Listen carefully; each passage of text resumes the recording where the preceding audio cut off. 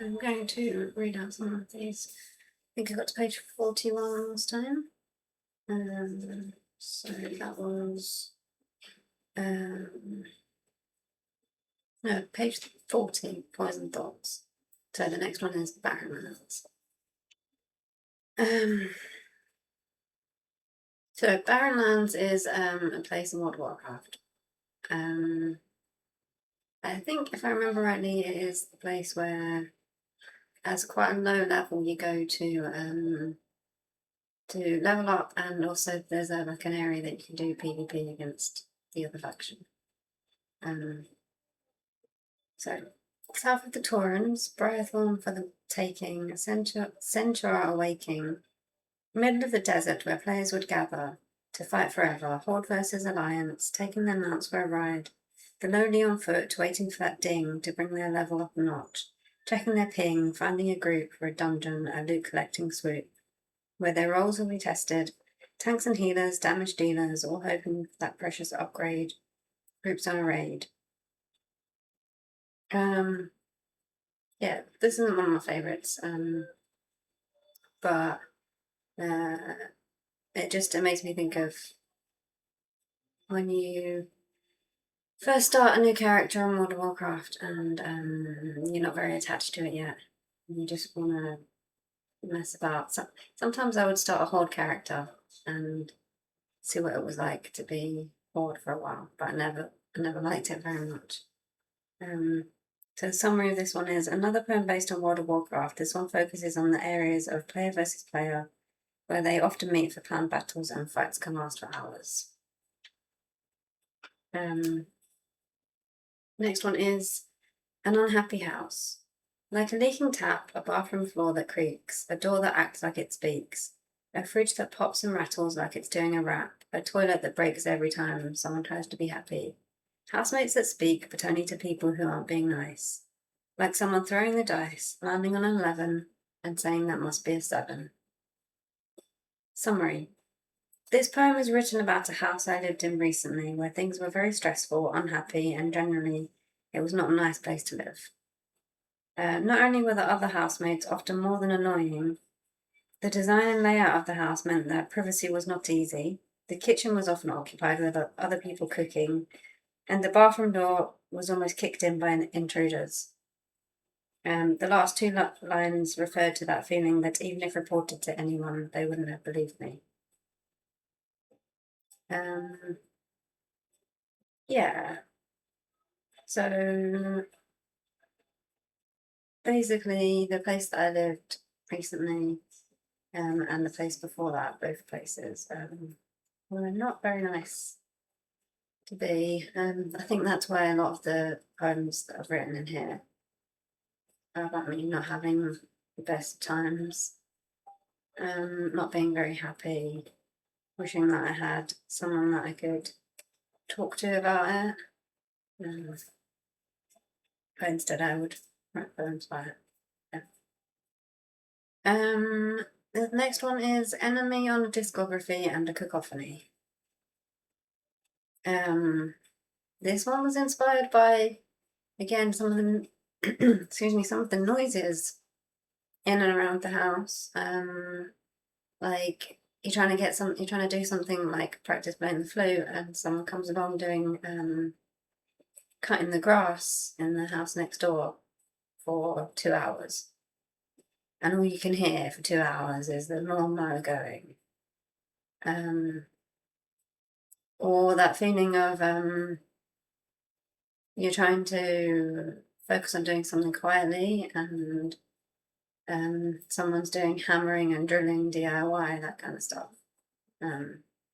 Yeah. I didn't write a summary for this one because it's a full page.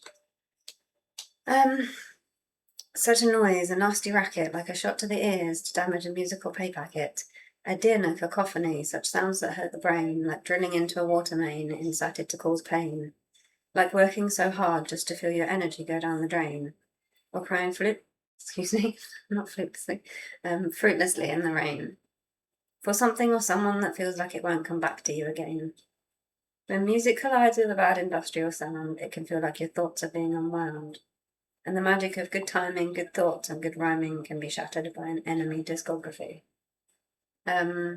Yeah, that feeling that you're just trying to get something done, you're like mid-flow of thinking something through, or maybe writing a poem and something just like comes to stop it. Like, I don't know, maybe a phone call that you can't ignore that puts you in a really bad mood as well, that kind of thing. That just ruins what you're doing. I think that's why a lot of the time, some of the poems that I like the most, I write in the middle of the night. This one was written at almost midnight, so 00:22 a.m.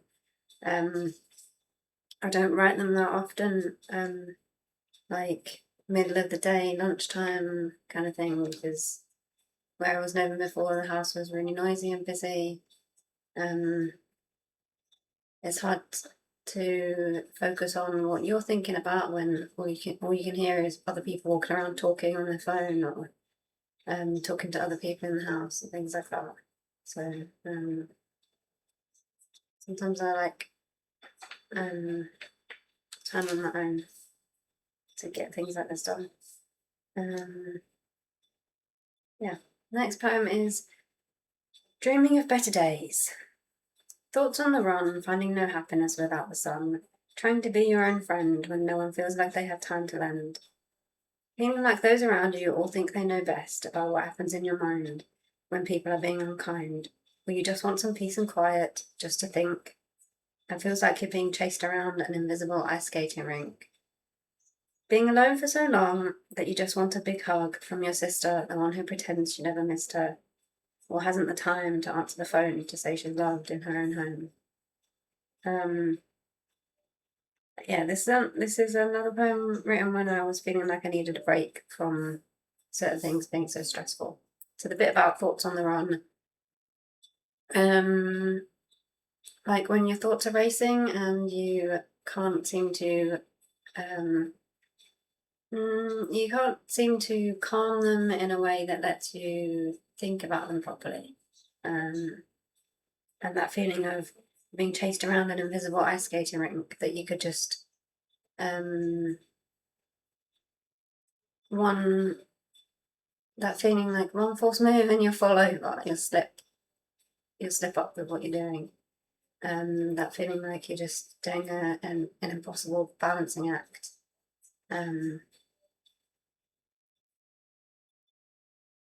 Yeah. But also when you have people that will talk to you, but only if you'll do things their way, like if you go to them with any kind of worries, they'll just be like, "Don't talk to me about it. Go see somebody else."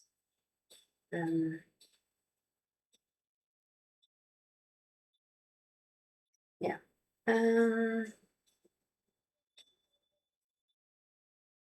Yeah. The next one is Tesla and Love. Because I like Tesla. I like Tesla cars. I've never had my own Tesla car. I've actually never had my own car. I know how to drive. I passed my driving test when I was 20, but I haven't driven since the day I passed my driving test. Yeah. So Tesla for the best car, happiness for a nice drive. Wind the windows down and don't frown. For the ones you love, find the autopilot safety. And don't let an enemy gun it down the motorway. Love your things and they should love you back. Charge it when needed and it will last you till you get where you need to be. Happy to be out and about. Tesla is the best without a doubt. Just a little light-hearted one. How yeah, Tesla. I think when I see them when I'm going out places, I look at them and think that's a nice Tesla. That's a nice. I'd like to have one for myself. I like the white ones. Yeah. Summary. I have so much admiration for Tesla cars and the work towards automating the world's motorways and making them easier to navigate safely. Ever since me and my partner first saw them driving about, I've aspired to someday own one for myself. That was about 2015 or 2016, I think, when I first started seeing Tesla cars. I remember looking at the lights on the back of the Tesla car, and it looked like a man like that with his arms up. So I'm still not that great at identifying different makes of cars, but I liked that Tesla was easy to see what cars were theirs. The amazing progress with full self-driving autopilot really goes to show that Tesla is the car manufacturer of the future. I remember being told when I was younger how the most dangerous thing about driving is that cars are controlled by humans. So once we have more cars with some kind of self-driving, driving in general will be safer.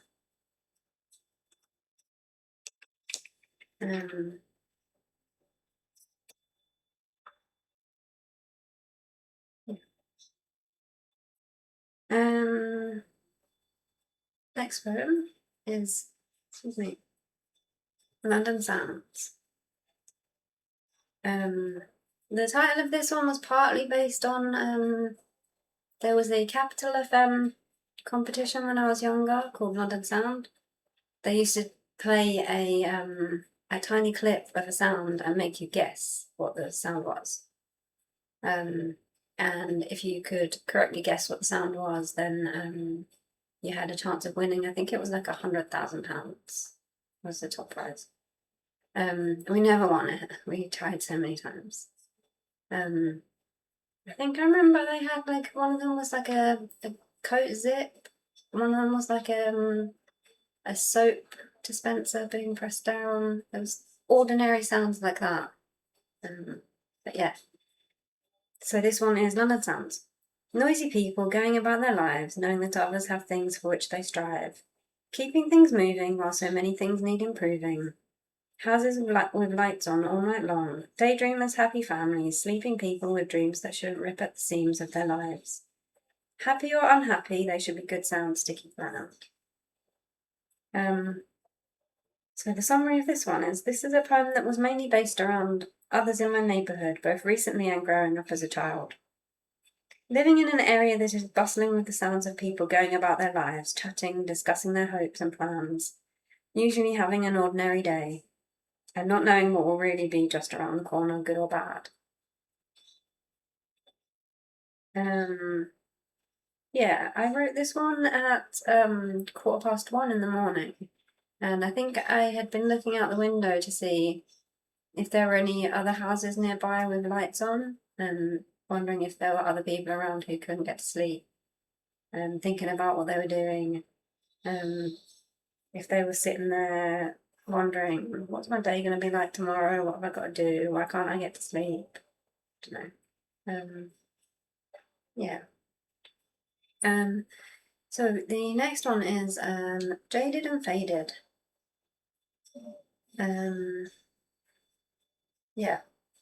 Happiness so fleeting that the chance of a meeting could be stolen by one so intent on making everything that could feel like love instead feel like a thorn in your side, or like a thread being unwound in a glove, until it all falls apart and you wonder, when did this nightmare start?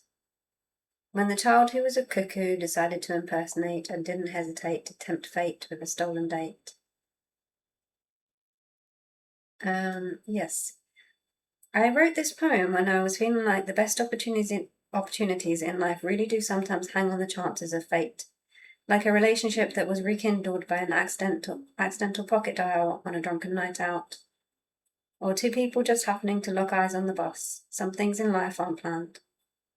Or even if they are, they may not happen exactly as intended when bad actors are at play.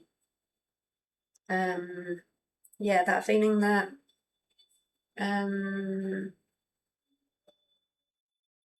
you may feel like your life is destined for something good, something that will make you really happy, but it could just get snatched away at the last moment by somebody else who wants it more than you.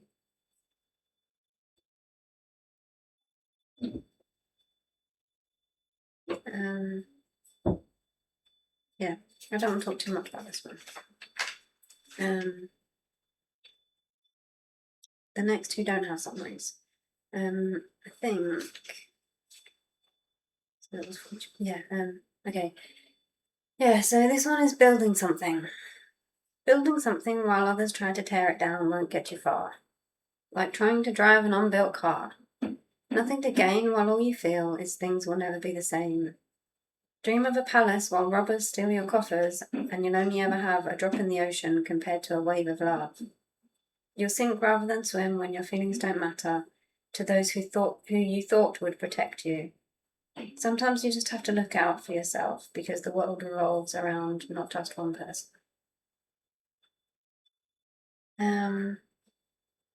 This one, yeah, it's kind of about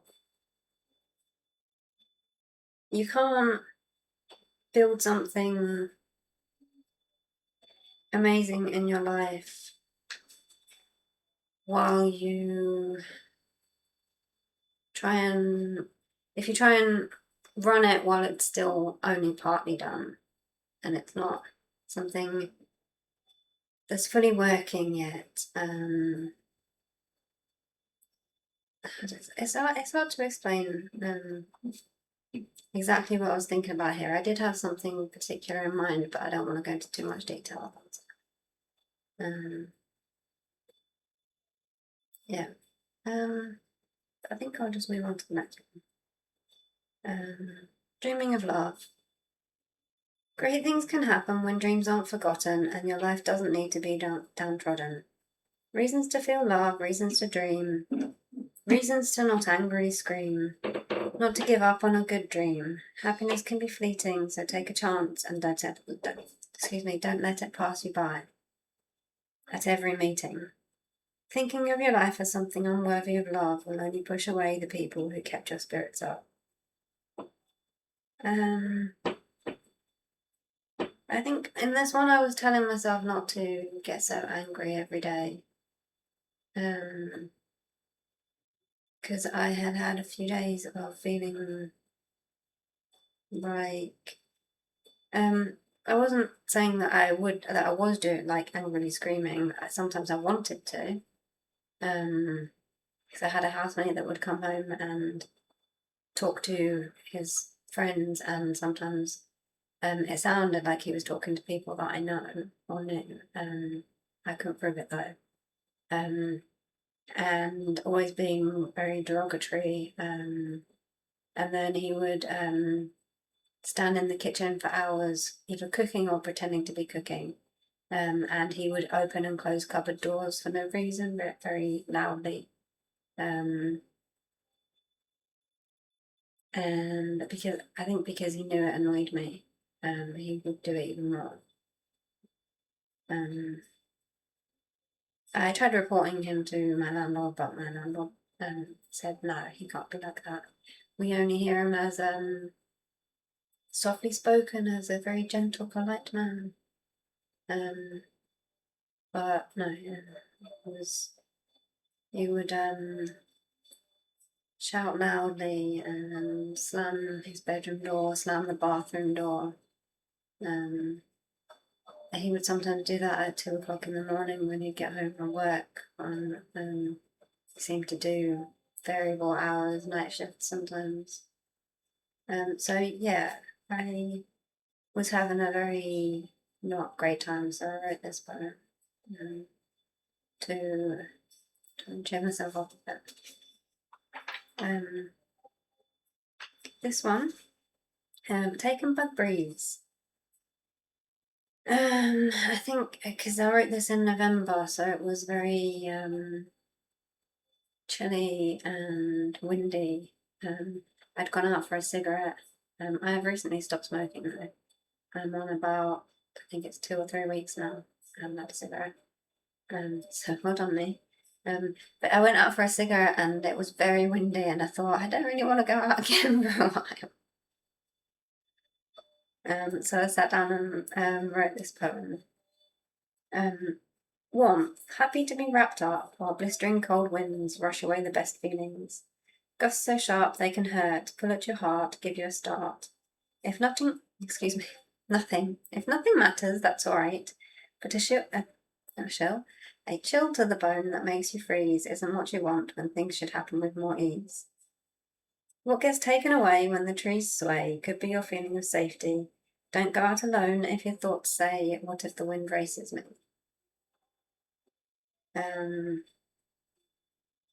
That that thought was more like, what if the wind races me to where I want to get going to? So what if I was going to the train station to go somewhere and it's so windy that it feels like the wind is getting there before me. You know, with that feeling of you're being pushed along by the wind, and if you stop walking, you might get blown over. Yeah. So I think that is it for this one, because that's 10.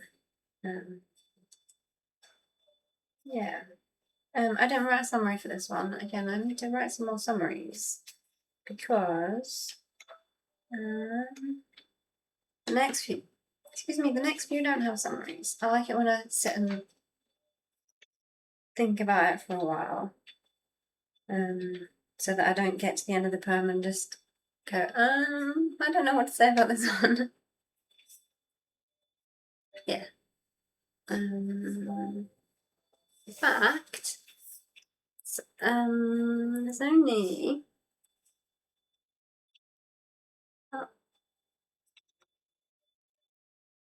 50, on page 51, so 65. Just over 10 more to read out. So I'll have to write some more down as well before I can do another video.